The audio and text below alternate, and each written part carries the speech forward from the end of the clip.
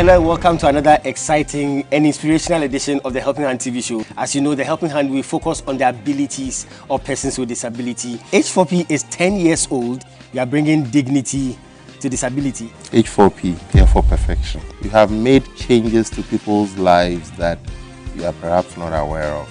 Every Saturday when I watch this show, I feel more heard. I feel more visible. I feel like somebody is speaking my mind. The show has brought enough evidence that these are awesome people who are doing great things. They are helping their families, institutions, churches, nation. Remember that disability is not inability. Hello and welcome to another inspirational and motivational edition of the Helping Hand TV show, where we seek to throw the spotlight on the abilities of persons with disability. You're welcome to my world where disability is not inability. Special thanks to DV Unlimited Company Limited and Fasty Chapel, my proud sponsors. And thank you for tuning in. I'll go for a quick commercial break. When I come back, I'll introduce you to my very, very special guest. Stay tuned. Hello ladies and gentlemen, you are with me, the voice of ability on air for persons with disability, and today I want to introduce you to someone with so much ability. Some people call her the greatest friend, others call her the sweet companion, and others still call her the faithful worker. She is dependable, reliable, and adorable, and she's committed to lending you a helping hand anytime, anywhere. Distinguished ladies and gentlemen, help me welcome DV Cleaners. DV Cleaners Alata Samana Shower Gels, DV Cleaners Aloe Vera Shower Gels, DV Cleaners Body Lotions, DV Cleaners Hair Shampoos, DV Cleaners Hair Conditioners, DV Cleaners Liquid Detergents, DV Cleaners Hand Wash, DV Cleaners Floor Cleaners, DV Cleaners Toilet Cleaners, DV Cleaners Cake Soaps, and now introducing DV Cleaners Hand Sanitizers. For bulk purchase, call us on +233 278 308 246 or +233 244 467 326. DV Cleaners, one of the top most made in Ghana products. DV Cleaners, proudly Ghanaian. And so remember that anytime you purchase any of the DV Cleaners range of products, you are lending a helping hand to a person with disability, and you are supporting H4P organization's special advocacy for persons with disability. DV Cleaners, Nature's finest touch. Welcome back. Yeah, welcome back to the Helping Hand TV show with me, the voice of ability on air for persons with disability. Today, we are here to learn and to educate ourselves. We are going to talk about vitiligo. My guest is Enam Honya Hakins. Yes. Enam, thank you so much for your time. Thank you so much for having me. I need a lot of help from you today, a lot of education from you today. Vitiligo. Yes. What is it about? Okay, so vitiligo is a skin condition where there is a distraction of the melanin cells or the melanocytes. So basically, the melanin cells are the cells that gives us our skin color, our hair color, and then our eye color. So with this, the melanin cells have been destroyed, which results into the white patches that you're seeing. So it is not contagious, and it affects all races and both sexes equally. So that's just about vitiligo. The distraction of the melanin cells. Yeah. Okay, so that's a lot of information there. Yes. It has to do with the pigmentation. Yes. It's not contagious. Yes. What are the causes? Okay, so for vitiligo, the causes are known, but then there are some precipitating factors that can actually lead to it, like hereditary or genetic factor. Another is autoimmune disorder.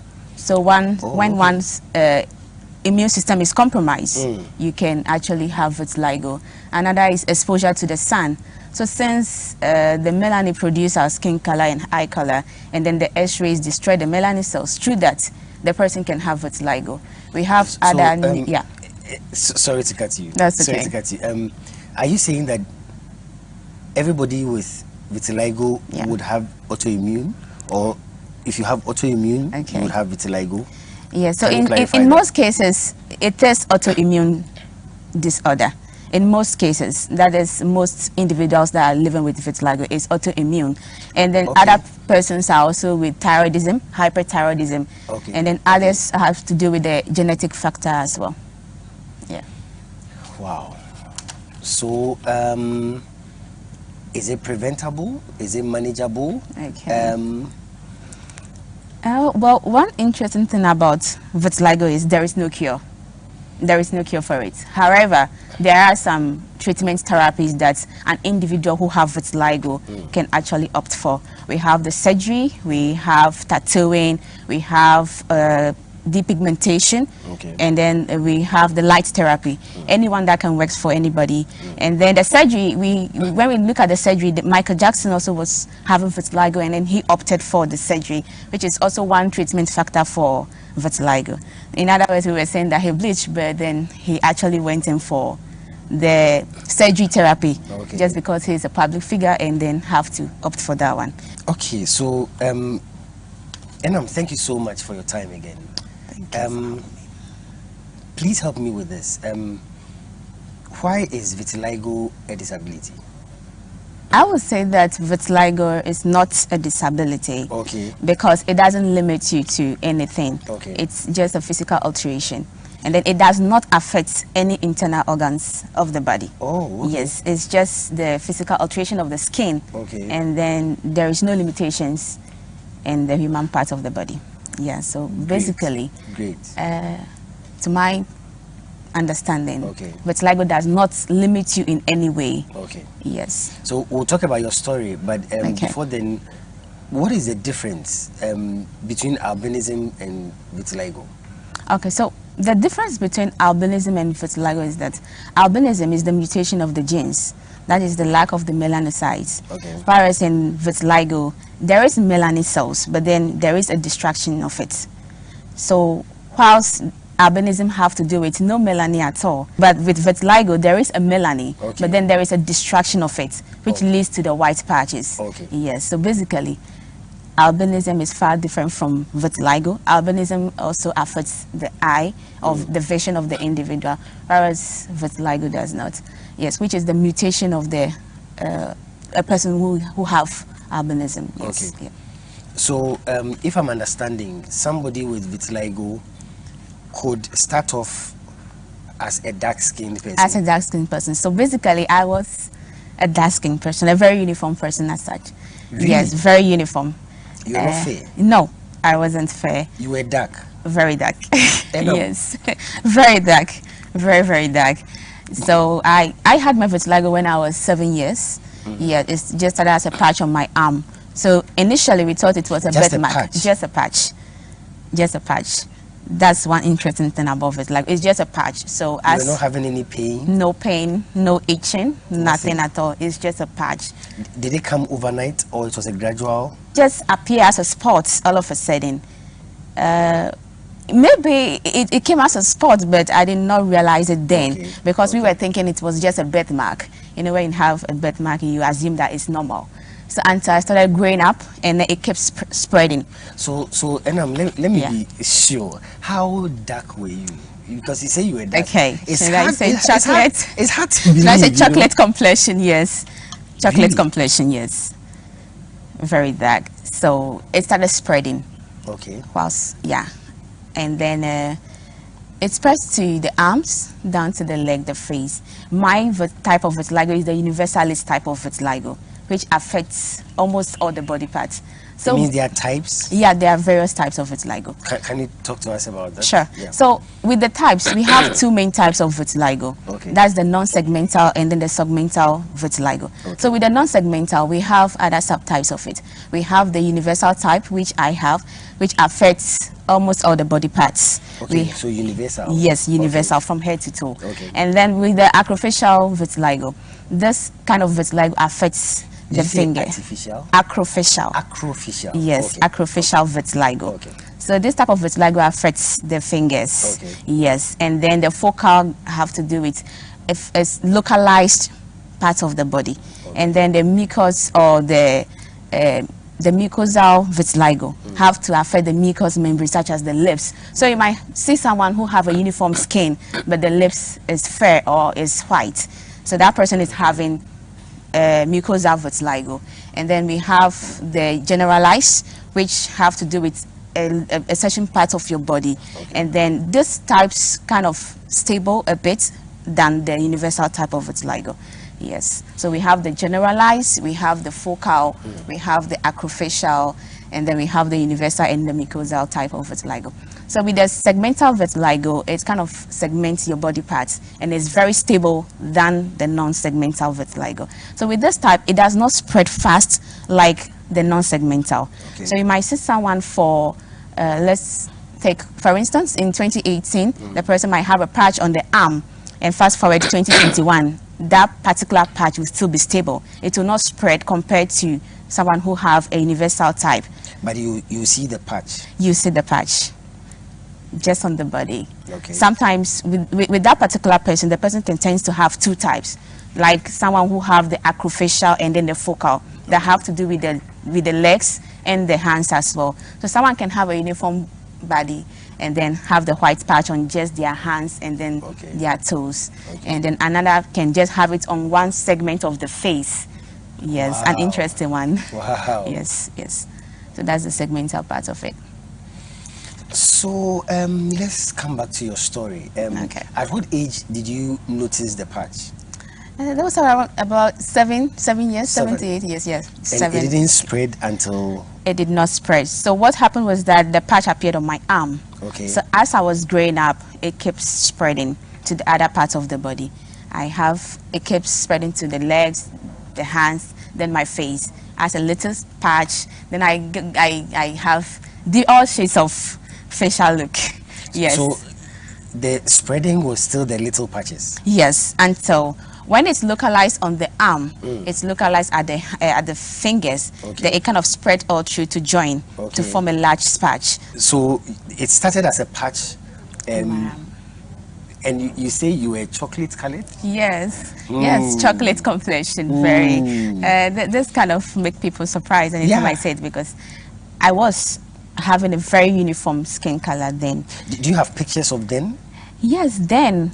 Yes, I do. When I was 7, because of the vitiligo, when I was 7 around to 10, because of the stigma, I wasn't able to take much pictures. But I do have one key one, from around 7 to 8 years, just on my arm. I was having it, and then it kept spreading as I was growing up. So my parents thought it was just a birthmark. So with that, we were just relaxed and then didn't know what it is.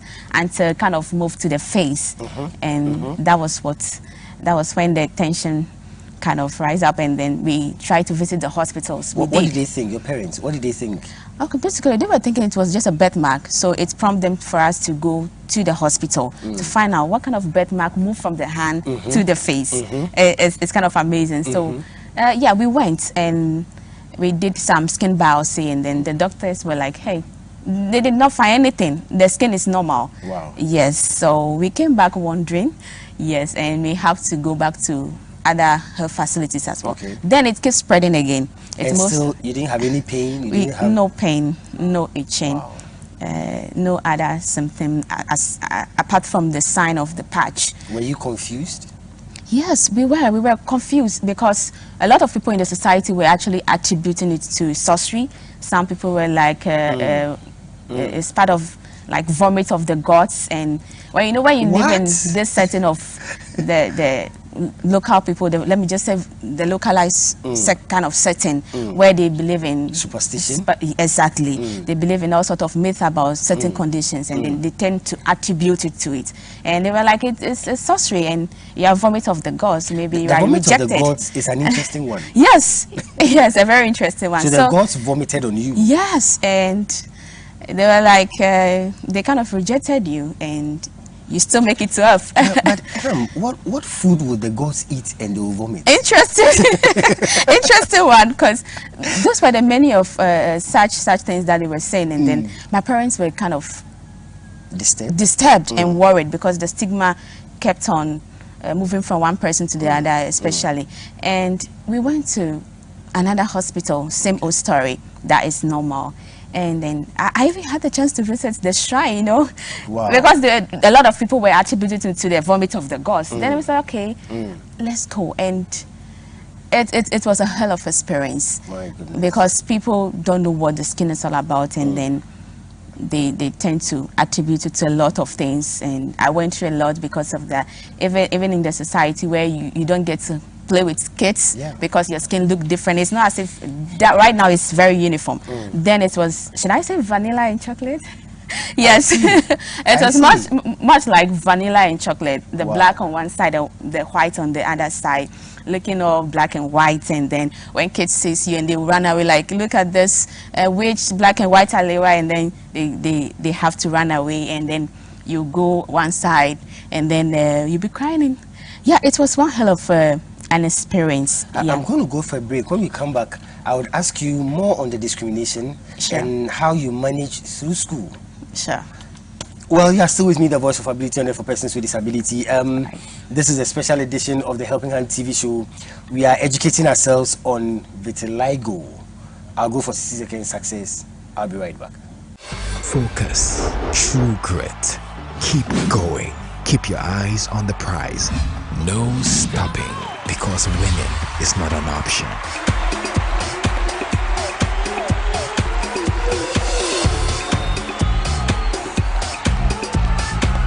It's 60-second success with the Bishop. Stay tuned. Hello and welcome to another exciting edition of 60-second success with the Bishop. Today I want to talk about an important ingredient of success: opportunities. Opportunities are not the things that you think others should give you. Opportunities are not the doors that you think others should open for you. Opportunities are not what you think is somebody else's responsibility to make available for you. I believe that opportunities are the right decisions that we take at the right times. Ordinary people wait for opportunities, but extraordinary people, successful people, create opportunities. I have always said, and I always have believed, that if you think you deserve something, be willing to work hard for it, and success will be yours. Thank you. Welcome back. Yeah, welcome back to the Helping Hand TV show with me, the voice of ability and for persons with disability. I have my very special friend here, Enam, and she's helping us understand the condition vitiligo. Yeah. Again, Enam, thank you so much for your time. Thank you for having me. We'll talk about discrimination. Let me talk about your education. Yes. A young girl growing up, chocolate skinned. Yes. Which is very hard to believe. Yes, chocolate but skin. Definitely, you would have issues with school, with friends, and all that. I did. Tell me about it. I did have issues with friends and school. Growing up, basic school, primary, a lot of kids don't know what the skin is all about, so they are afraid to come by or even get to play with you. So break times, I would just have to stick in the class alone because a lot of kids were running away, and then they were calling names, all the name calling, and then I just have to stick in the class then and then be quiet all alone with myself. Did they think it was contagious? Yes, they thought it back then. They thought it was contagious. They even thought when they sit beside you, they might even get it, or even shake hands with you, they might even get it. Wow. Let alone even give you a hug, they might even get it. Wow. So back then, it was a very terrible one. No friends to play with. Fast forward to GHS, same old story. People were still stigmatizing to the extent I wasn't involved in any school activities. Wow. And then, how about the teachers? How were they reacting? Well, the teachers were kind of playing their cool, in as much as they were also a bit worried about what the skin is about, and then worried that they might also have it. So they were. You have to sit in the class with other people? Yes, I get to sit in a class with other people, but having to sit with someone and then make them like they have to associate with you or socialize with you, those kind of things were not there. You know, when you're a child and you are growing up, you get to meet friends, break time, you hang out, you socialize. But back then it wasn't like that. So I was all alone throughout GHS. Fast forward to secondary school, it was the same story. And anytime I try to involve in activities of like, it looks like, okay, you're not fit to do so because your skin is looking so different. But you were strong? You were not I always sick? cry a lot. Back then, I do cry a lot. I do ask God questions that, why am I like this? Why all the name calling and all that? So secondary school was a very heavy one until I met a very good friend of mine, and then she's still my friend, Elom. And then we were kind of cool back there. Anytime we were walking, anytime met Elom. Yes, and I met Elom, and then she helped me a lot to actually accept who I am. Because secondary school, a lot of people, when you're even passing, they'll call you name. Even in secondary school, they were calling me a witch. And then they were calling me Mortico. That's the key one. Anytime I'm passing by, Mortico is passing by. Mortico yes, Mortico is multicolored.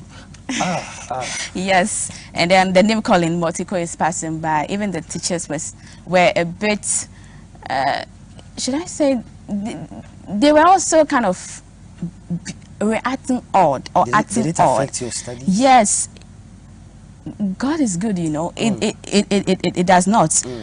Even most times that I have to cry, I will not even learn and just sleep. God being so good, when I write exams, I always pass.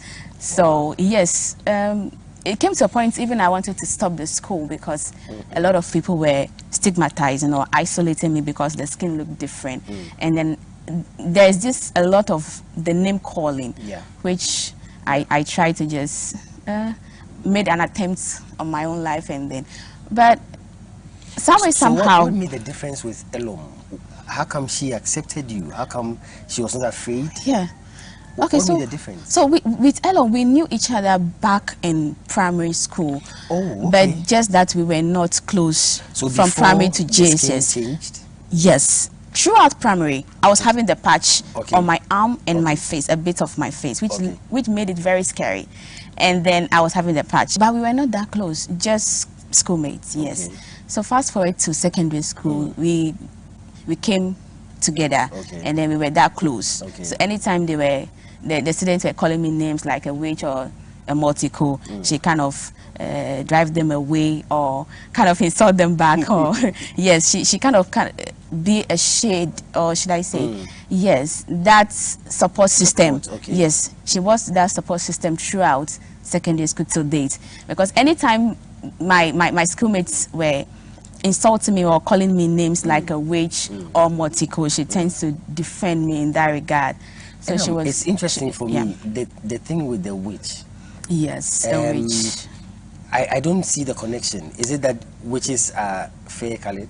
What with them, their perception is that witches have scary face. So my face. Oh, okay. So the face. Yes, the face is very scary, and the skin as well, because then it was very black and with the white patches. Okay. Yes. So for someone who see me for the first time, will be a little bit surprised. Yes. And then it was that scary. Yes, with the black all over my skin and then the white in the mist. So they kind of call it Mortico and calling me witch because for them the perception is that witches are very scary and they tend to have some things on their faces. So yeah, that was the whole perception about it. I'm sure Nigerian movies have contributed a lot to that. Seeing witches and all that. Exactly. And then also the local setting about this fetish things. Yeah. I want to find out. So having to go through all this discrimination. Yes. You managed to pass all your exams. Yes. You managed to finish school. You even went to the nursing training. Yes, yes. So that was surprising. Yes, very surprising.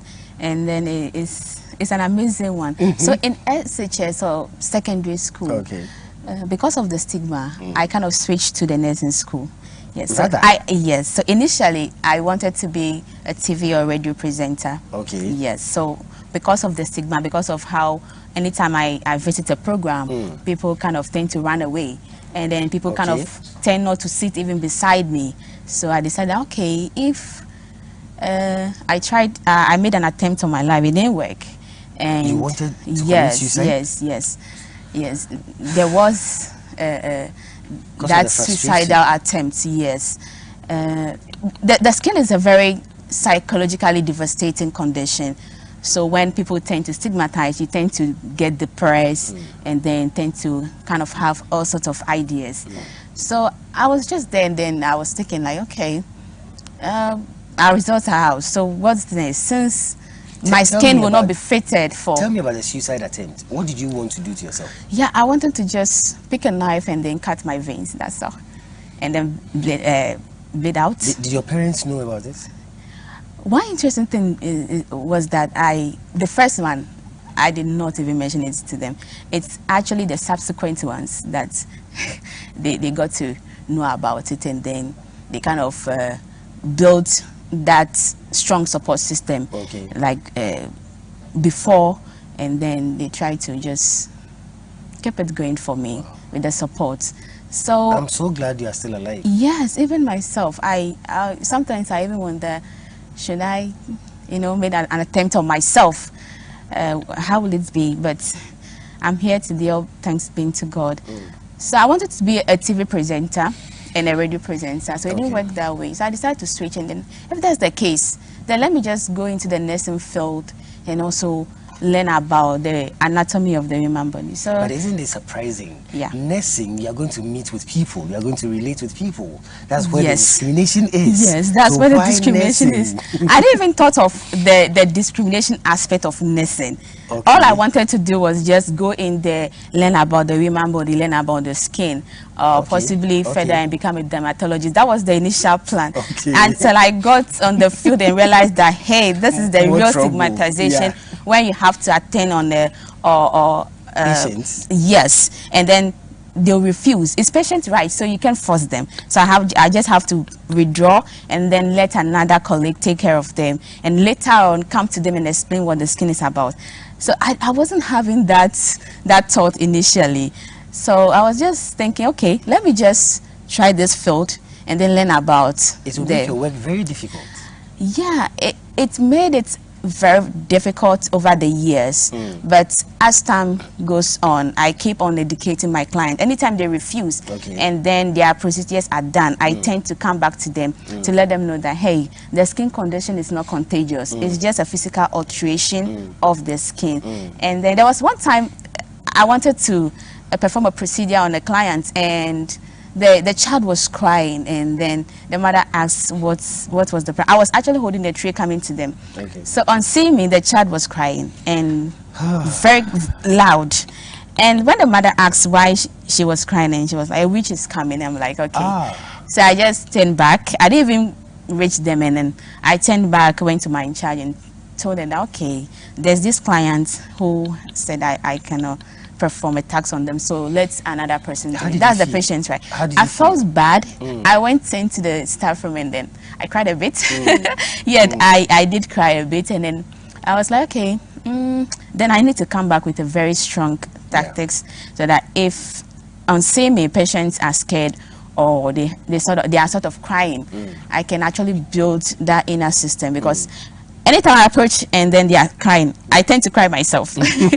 So yeah, it was a very difficult one, but now I'm almost uniform, so it's coming down. Yes, I'm pulling through. I'm pulling through, yeah.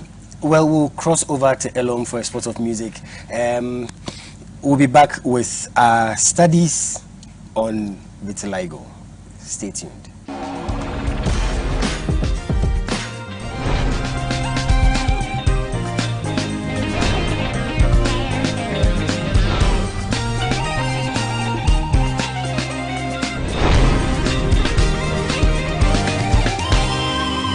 Is the music segment on the Helping Hand TV show.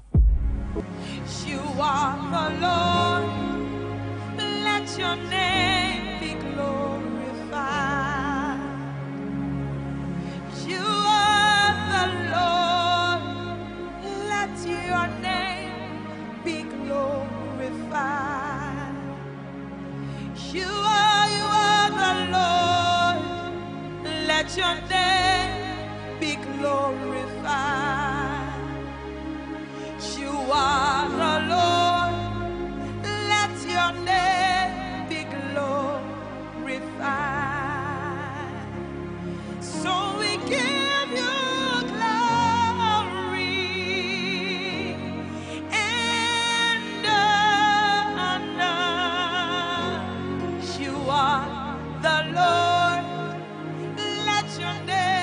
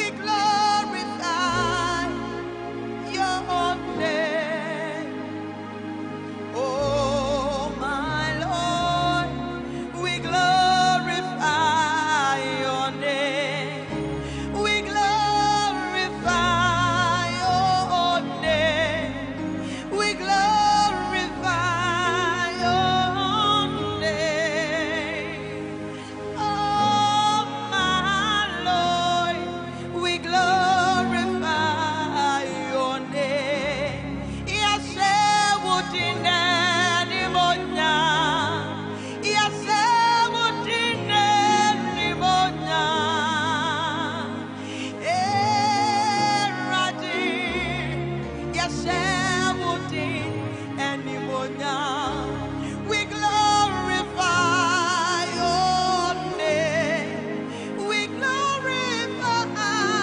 your name.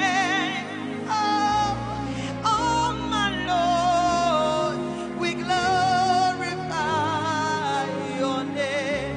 We glorify your name. We magnify your name. Oh, my Lord, we glorify your name.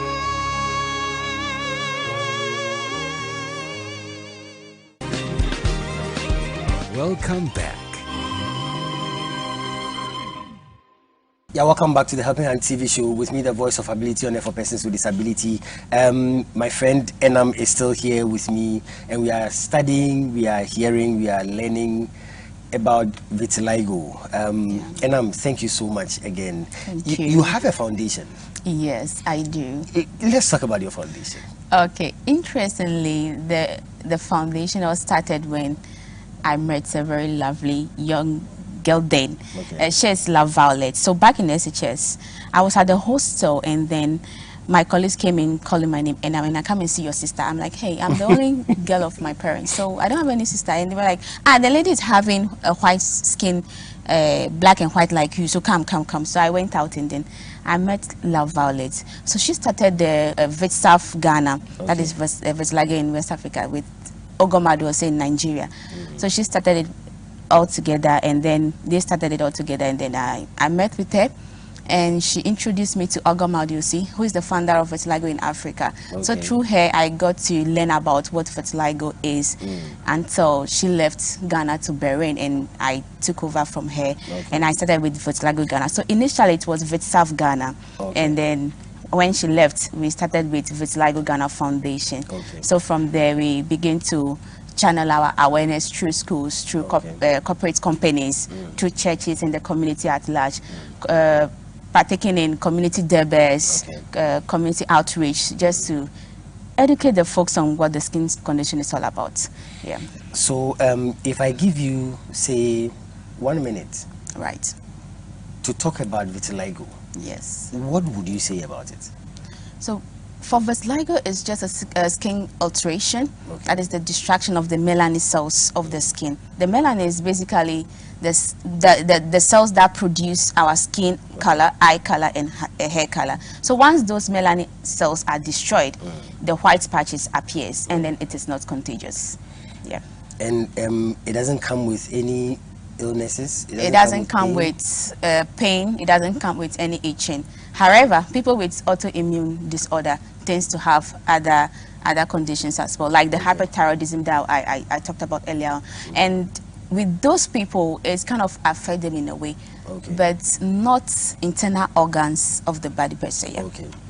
So if you meet someone with this condition, yes, what would you suggest? Do you suggest that you approach the person and ask the person, or you just look at the person and pass, or you pretend you are not looking and pass, or what would be your prescription? How do we handle? Interestingly, anytime I see someone with a white patch, I tend to get excited, and then I then again have this mindset that, hey, it's not all white patches of the skin that are vitiligo.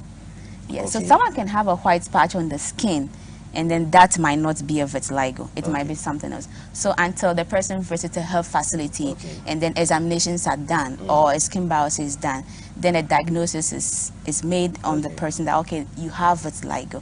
However, anytime I see someone with the skin, on seeing the person, I know that this is vitiligo, and then I get excited because I tend to educate the person on what the vitiligo condition is all about. I tend to walk to the person, hey, how are you?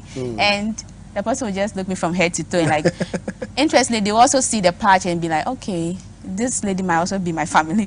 So we tend to talk, and then I tend to educate them on what the skin is all about. Interestingly, again, some of them don't even know the name for it. Yes. They thought, I met someone, she was like, oh, it's just the skin, it started appearing white, and my people said, maybe my family people offend the gods, and the vomit of the gods. Yes. So yeah, I always get excited when I see someone with vitiligo because it kind of gives me that platform to go to them and also educate them, and then let them know that the condition is not contagious and they should have the confidence. I always tell my people that self-acceptance is the key. Once you are able to accept yourself, the society will also accept you. So have that self-acceptance, walk in there boldly, forget about the crowd, just be yourself. And then anytime someone comes to me that, hey, what is this skin is about, just tell the person it's called vitiligo and it's not contagious. Yes, that is what I always tend to tell them. Amazing. H4P is 10 years old, and we are celebrating the goodness of God. We'll go for H4P Showtime. We'll be right back with my special guest. Stay tuned.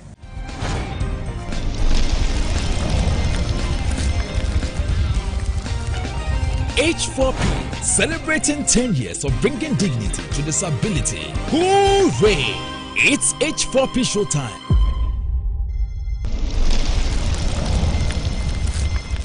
My dear brother, last time I checked, you were the one going around looking for a hairdresser and a makeup artist to do the makeup for your so-called bride-to-be. And what's wrong with that? I am worried. In fact, I am disturbed, I am perturbed, and I am concerned. Abba, are you the one to do all that for her? Eh?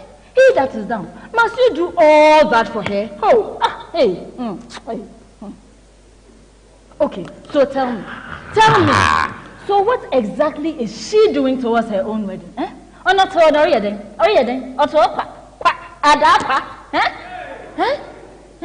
all ear.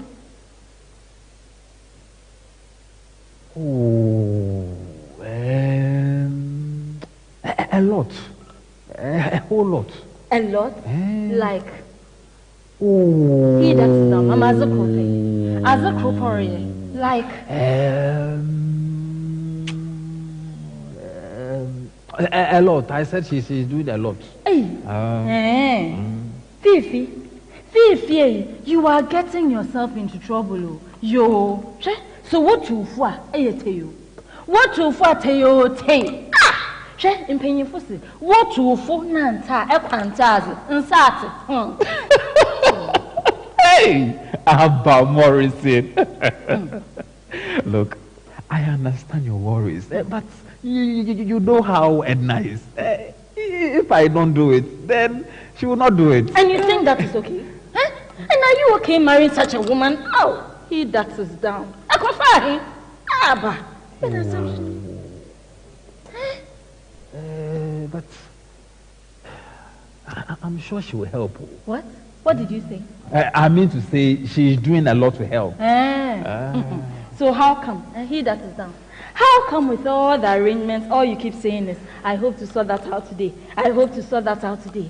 Are you sure this is the woman you want to marry? Oh, you hope to sort that out today.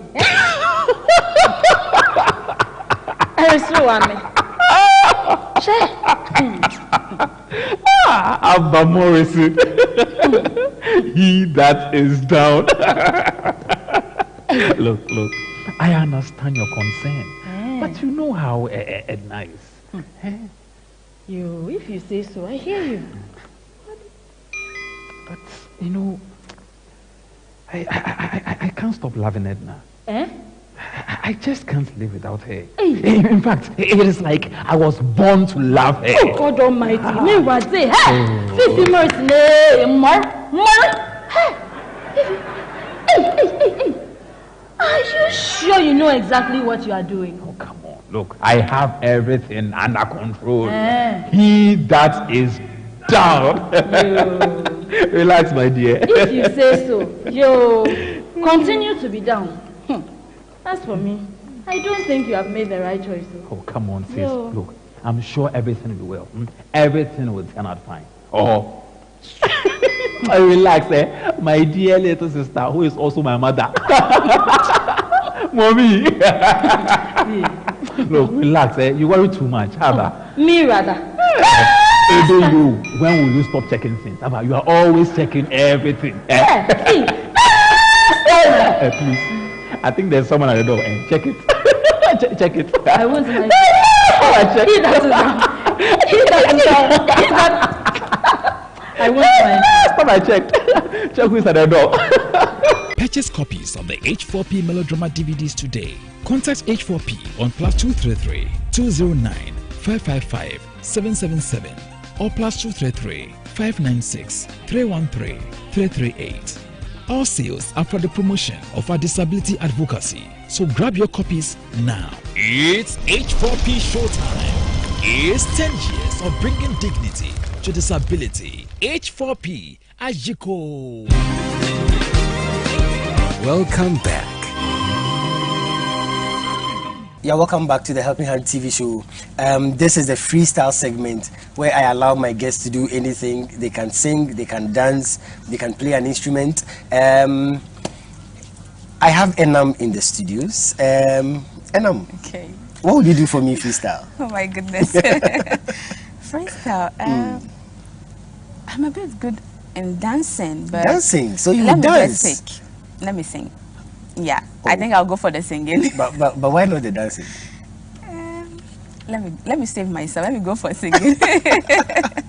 Yes, all let me right. go So for Enam singing. would sing. So please go ahead. Just something short. Mm. I don't even know what to say. Okay, so all right. So mercy say no. I'm not gonna let you go. I'm not gonna let you slip away. You don't have to be afraid. Mercy say no. Sin will never take control. Life and death stood face to face. Darkness tried to steal my heart away. Thank you, Jesus. Thank you, For Jesus. mercy say no. Thank you so much. Right. Thank you so much. Enam, for sharing this with us. Thank you. You've really helped us. You've educated us. Thank you so much. And all the best with your foundation. Thank you. You have been watching the Helping Hand TV show with me, the voice of ability and for persons with disability. Thank you so much for being with us. Special thanks to DV Unlimited Company Limited and Fasti Chapel, my proud sponsors. And special thanks to you for tuning in.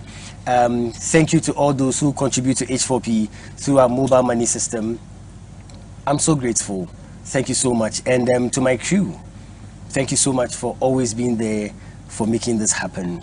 I'm going to come your way again next week with another exciting episode, same time. Until then, remember, disability is not inability. Take good care of yourselves, stay safe, and God bless you. Thank you. Spirit, lead me where my trust is with